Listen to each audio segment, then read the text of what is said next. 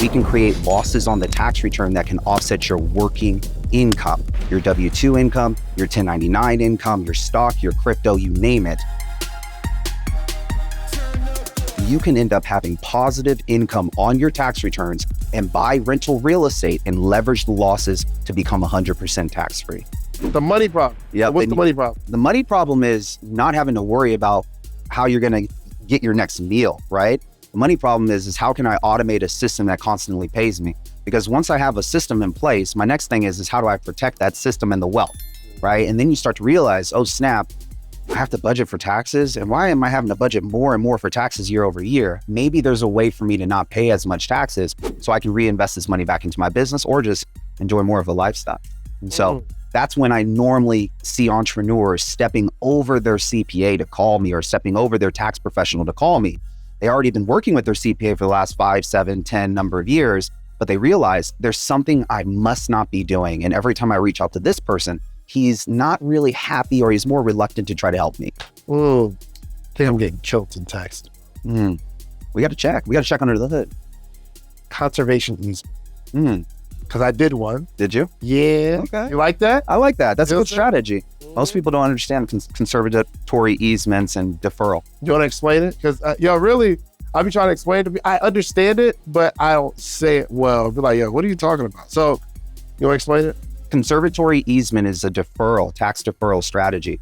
When I think about conservatory easement, I also start to think about the 1031 exchange strategy, which is a strategy I'm leveraging pretty hard in my office right now. Part of the reason why we're leveraging the 1031 exchange strategy is because a lot of entrepreneurs have capital gains taxes that they're dealing with from owning assets, and we can 1031 exchange your property into another property and completely avoid the capital gains tax. And a lot of entrepreneurs don't realize this, that when you jump into rental real estate, we can create losses on the tax return that can offset your working income, your W-2 income, your 1099 income, your stock, your crypto, you name it. You can end up having positive income on your tax returns and buy rental real estate and leverage the losses to become 100% tax-free. Hey, you said a lot. You said a lot. It was something I was stuck on though. You said crap, bro. The 1031 exchange.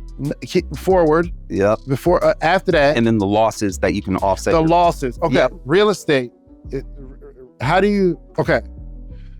Give me the real estate strategy that allows me to pay less in taxes. Yeah. So when I talk about real estate strategies, I always start off with the history of what happened. Because if you want to really understand this, the most easiest way to understand it is why the government changed the things that they changed when it came to real estate. Okay. Why the government changed the things that they changed. What did they change? So previous to 1987, W-2 taxpayers who were doctors, lawyers, attorneys, who were making over $250,000, which was considered a lot of income in 1987, the government did an audit consensus on these taxpayers and determined that a majority of taxpayers making over $250,000 are using real estate as a tax shelter to avoid taxes. Some of these taxpayers were paying as low as 10% in federal income taxes, as low as 15% in federal income taxes. So what the government did was they created what's called the passive activity loss rules. They said passive activity loss rule. Yep. So they put some rules in place. And the reason why is because if you were a W-2 employee that worked a job and you were a doctor or a surgeon, you're spending 40 hours a week in your job. But all you had to do is just take all this hard-earned money, put it into real estate, and naturally real estate gives you so many losses because of depreciation. So taxpayers were using the losses from real estate to avoid 100% of their W-2 income. And the government caught on to this. They said, this is a tax shelter, and we want to avoid this from happening to be able to collect on more tax dollars. So they created the passive activity loss rules. It separated passive income from non-passive income. Now it requires real estate investors to actually spend more time managing their own investments, which is something that a doctor or an attorney or a lawyer doesn't have time to do.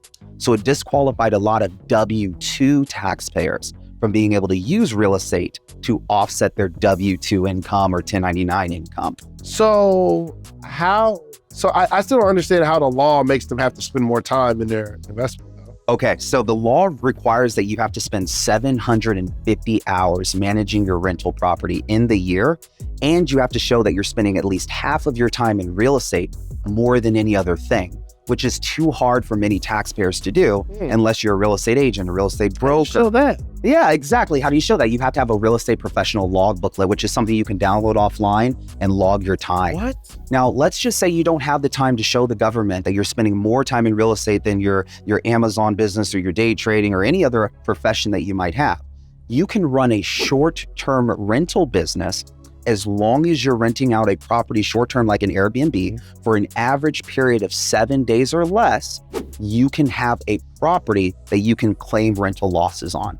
And I have a lot of W-2 and 1099 taxpayers who are now buying Airbnb properties and leveraging this strategy as a loophole around the passive activity loss rules that were created in 1987. So if I have an Airbnb and I rent it out 7 days or less? Yep, so it has to be rented out on an average period of 7 days or less per customer, and you have to rent out it more than 14 days in the year. So as long as you rent out the property for 15 days or more with an average customer in there for 7 days or less, you can claim the property as a rental property. So 1 day is less than 7 on average. Yep.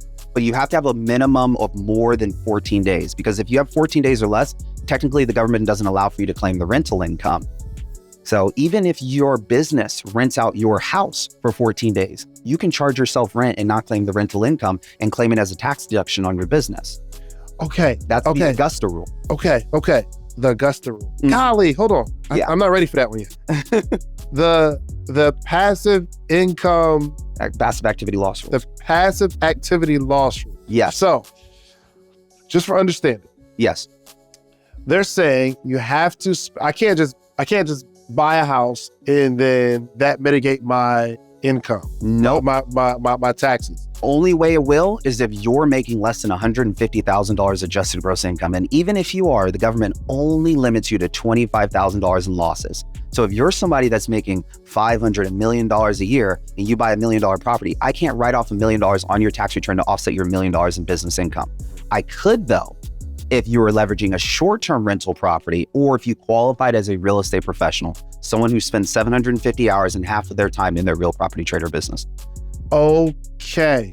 And I gotta walk it because I'm slow with this, right? Yeah, we'll take it as slow as we need to. I need some numbers to work off of. So let's say, for instance, I make $1 million. Okay.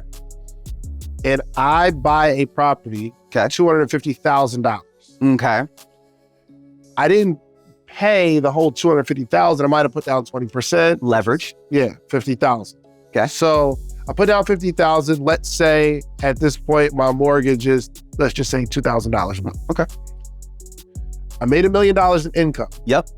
I'm talking about after like all my business expenses. As an entrepreneur, I brought in $1 million. Yes. Which means I probably made a bunch more. Whatever. I brought in $1 million out of this property. Yes. For $250,000. I put down $50,000 and I'm paying $2,000 a month. How much of this property am I able to offset my having to pay? Let's say that my taxes are 50%. Yeah. So that's probably where they'd be if you had $1 million net income. It's ridiculous.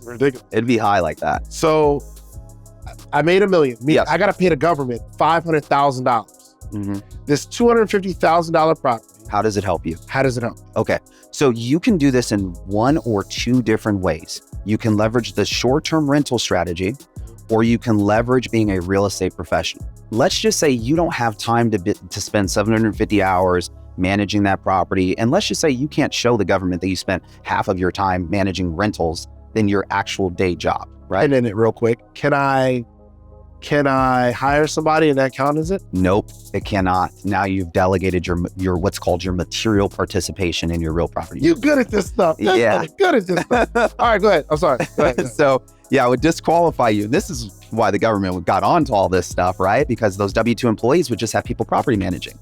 And then they would leverage all the rental losses, right? So let's just say that you bought this property that's $250,000 and you have $1 million net income. You're thinking maybe I'll be able to leverage that $250,000 of building on my tax returns. The question is you bought two different things when you bought that rental property. You bought the land and you bought the building that the property actually sits on, right? Both of them have value. Only one of them the government allows for me to write off.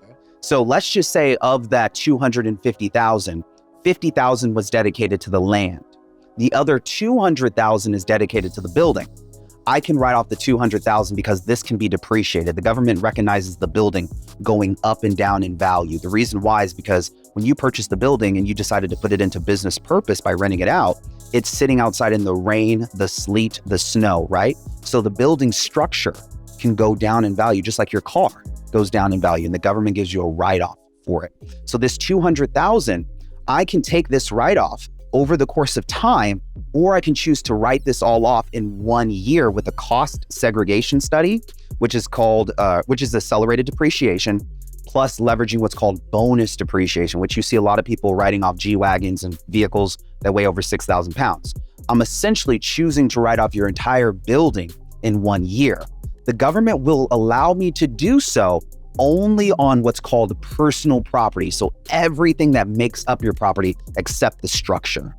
Okay. So I'll be able to accelerate that. So maybe I get 180,000. Oh, I'm sorry. Say it again. I'm sorry. So everything except the building structure. So when a house is being built, you see the wood and everything, that's the structure. But inside the house, you have the flooring, the lights, the nuts, the bolts, the screws, the HVAC, the driveway, the roof. I can write off all of those components. And let's just say that is $180,000 of components, personal property.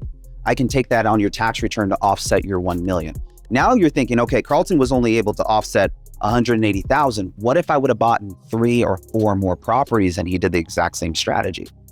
And so I have clients, literally have clients who come to me, Karlton, I'm set to make 1.2, I'm set to make 1.4. And I'm asking them, how much time do we have to be able to buy real estate? And they let me know, and then we go shopping. Because the goal is for me to create enough depreciation on the tax returns, accelerate that to offset whatever their income is.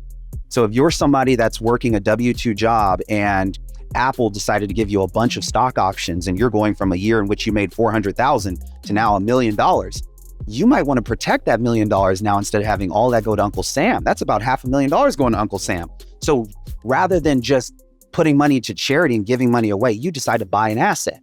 You're now becoming a partner with the government when you decide to rent it back out. You created a business and the government gives you depreciation. You call me, Karlton, what do I do with the rental?